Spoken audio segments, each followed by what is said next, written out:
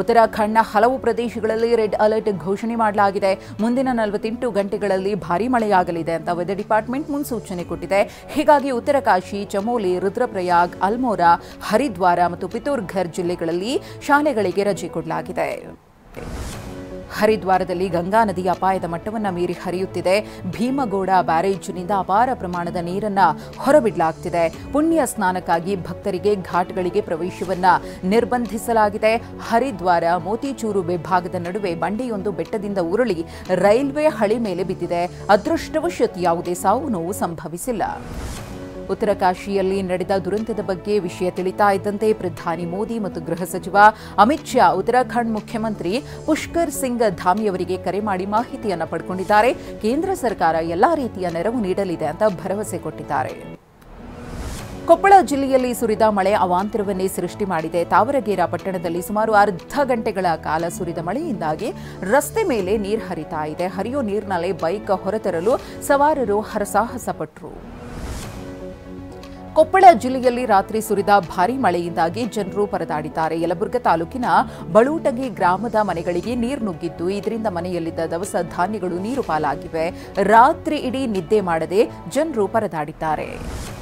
ಬಾಗಲಕೋಟೆಯ ಹುನಗುಂದ ತಾಲೂಕಿನಲ್ಲಿಯೂ ಕೂಡ ಮಳೆ ಸುರಿದಿದೆ. ರಾಮವಾಡಗಿ ಗ್ರಾಮಕ್ಕೆ ಮಳೆ ನೀರು ನುಗ್ಗಿದ್ದರಿಂದ ಸಂಕಷ್ಟಕ್ಕೀಡಾಗಿದ್ದಾರೆ ಜನತೆ. ಮಳೆ ನೀರು ಮನೆ ಬಾಗಿಲಿಗೆ ಬಂದು ನಿಂತಿದ್ದು, ಗ್ರಾಮಸ್ಥರು ಮನೆಗಳು ಜಲಾವೃತವಾಗುವ ಭೀತಿಯಲ್ಲಿದ್ದಾರೆ.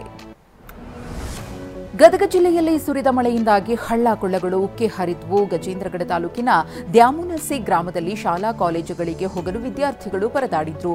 ಕೃಷಿ ಚಟುವಟಿಕೆ ಮತ್ತು ಬೇರೆ ಕೆಲಸ ಕಾರ್ಯಗಳಿಗೆ ತೆರಳಲು ಜನ ಪರದಾಡಿದ್ರು.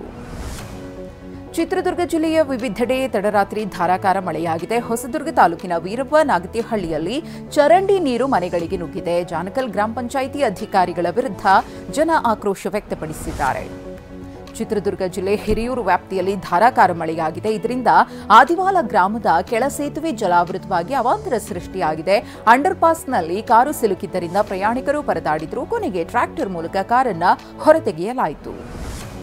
ಕಾಫಿನಾಡು ಚಿಕ್ಕಮಗಳೂರಿನಲ್ಲಿ ಮಳೆ ಬಿರುಗಾಳಿ ಆರ್ಭಟ ಮುಂದುವರೆದಿದೆ. ಕೊಪ್ಪ ತಾಲೂಕಿನ ಮತ್ವಾನೆ ಲೇಔಟ್ನಲ್ಲಿ ಮರ ಬಿದ್ದು 2 ಮನೆಗಳಿಗೆ ಹಾನಿಯಾಗಿದೆ.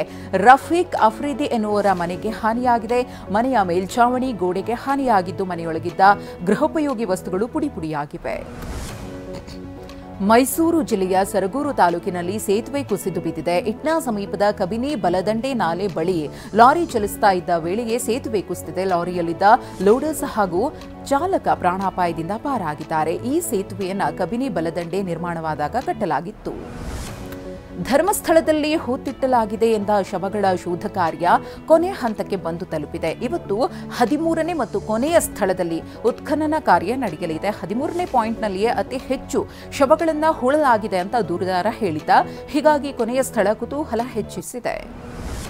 ಧರ್ಮಸ್ಥಳದಲ್ಲಿ ಶವ ಹೂತಿಟ್ಟ ಆರೋಪ ಪ್ರಕರಣ ಸಂಬಂಧ 2ನೇ ದೂರುದಾರ ನೀಡಿರುವ ದೂರಿನ ಬಗ್ಗೆ ಇವತ್ತೇ ಎಸ್ಐಟಿ ತನಿಖೆ ಆರಂಭಿಸುವ ಸಾಧ್ಯತೆ ಇದೆ. 15 ವರ್ಷಗಳ ಹಿಂದೆ ಹೆಣ್ಮಗಳ ಮೃತದೇಹವನ್ನು ಹೂತು ಹಾಕಲಾಗಿತ್ತು ಅಂತ ದೂರುದಾರ ಜಯಂತ್ ಆರೋಪಿಸಿದ್ದು. ಆದ್ದರಿಂದ 13ನೇ ಪಾಯಿಂಟ್ನಲ್ಲಿ ಶೋಧ ಬೇಗ ಮುಗಿದ್ರೆ ಜಯಂತ್ ಹೇಳಿದ ಸ್ಥಳದಲ್ಲಿ ಇವತ್ತೇ ಮಹಜರು ಮಾಡುವ ಸಾಧ್ಯತೆ ಇದೆ. ಧರ್ಮಸ್ಥಳದಲ್ಲಿ 2 ಕಡೆ ಅಸ್ಥಿ ಪಂಜರ ಸಿಕ್ಕಿರುವ ವಿಚಾರಕ್ಕೆ ಸಂಬಂಧಪಟ್ಟಂತೆ 2 ಎಫ್ಐಆರ್ ಅನ್ನು ದಾಖಲು ಮಾಡಿಕೊಳ್ಳಲಾಗಿದೆ. ಧರ್ಮಸ್ಥಳ ಪೊಲೀಸ್ ಠಾಣೆಯಲ್ಲಿ ಪ್ರತ್ಯೇಕ ಎಫ್ಐಆರ್ ದಾಖಲಾಗಿವೆ. ಈಗ ಆ 2 ಪ್ರಕರಣಗಳನ್ನು ಎಸ್ಐಟಿಗೆ ವರ್ಗಾವಣೆ ಮಾಡಲಾಗಿದೆ. ಅಸ್ಥಿ ಪಂಜರಗಳ ಹಿನ್ನೆಲೆ ಬೆನ್ನತ್ತಿ ಈಗ ಎಸ್ಐಟಿ ತನಿಖೆಯನ್ನು ಚುರುಕುಗೊಳಿಸಲಿದೆ. ಕೊಪ್ಪಳದಲ್ಲಿ ಅನ್ಯಕೋಮಿನ ಯುವಕನಿಂದ ಹಿಂದೂ ಯುವಕನ ಕೊಲೆ ಪ್ರಕರಣ ಹಲವು ಅನುಮಾನಗಳಿಗೆ ಎಡೆಮಾಡಿಕೊಟ್ಟಿದೆ. ಕೊಲೆಯಾದ ಗವಿಸಿದ್ದಪ್ಪಗೆ ಯುವತಿ 19 ಬಾರಿ ಕರೆ ಮಾಡಿದ್ರು ಎನ್ನಲಾಗಿದೆ. ಕೊಲೆಯನ್ನ ಒಬ್ಬನೇ ಮಾಡಿದ್ದಾನೆ ಅಂತ ಕೊಪ್ಪಳ ಎಸ್ಪಿ ರಾಮ್ ಎಲ್ ಅರಸಿದ್ದಿ ಹೇಳಿದ್ರು. ಆದರೆ 4 ಕೃತ್ಯ ನಡೆದಿದೆ ಅಂತ ಹೇಳಲಾಗ್ತಾ ಇದೆ. ಅನುಮಾನ ಕೂಡ ವ್ಯಕ್ತವಾಗ್ತಿದೆ.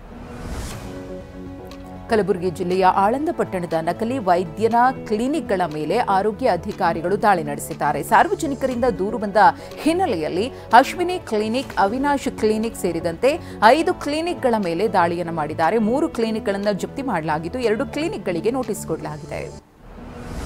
ಹಾವೇರಿ ಜಿಲ್ಲೆಯ ರಾಣೆಬೆನ್ನೂರಿನಲ್ಲಿ ಚಿರತೆ ಪ್ರತ್ಯಕ್ಷವಾಗಿದೆ. ನಾಡಿಗೇರ ಓಣಿಯ ಪಿಟಿ ಕಾಕಿ ಎಂಬುವರ ಮನೆಯಲ್ಲಿ ಅವಿತು ಕುಳಿತಿದೆ. ಇದರಿಂದ ಕುಟುಂಬಸ್ಥರು, ನೆರೆಹೊರೆಯವರು ಆತಂಕಗೊಂಡಿದ್ದಾರೆ. Team India deadly bowler Mohammed Siraj ಭಾರತಕ್ಕೆ ವಾಪಸ್ ಆಗಿದ್ದಾರೆ. ಇಂಗ್ಲೆಂಡ್ ವಿರುದ್ಧದ ಟೆಸ್ಟ್ ಸರಣಿಯಲ್ಲಿ ಕಮಾಲ್ ಮಾಡಿರುವ ಸಿರಾಜ್ ಲಂಡನ್ನಿಂದ ಹೈದರಾಬಾದ್ಗೆ ವಾಪಸ್ ಬಂದಿದ್ದಾರೆ. ಫೋನ್ನಲ್ಲಿ ಮಾತನಾಡ್ತಾ ಸಿರಾಜ್ ಹೆಜ್ಜೆ ಹಾಕ್ತಿದ್ರೆ ಅಭಿಮಾನಿಗಳು ಮುಗಿಬಿದ್ದಿದ್ರು.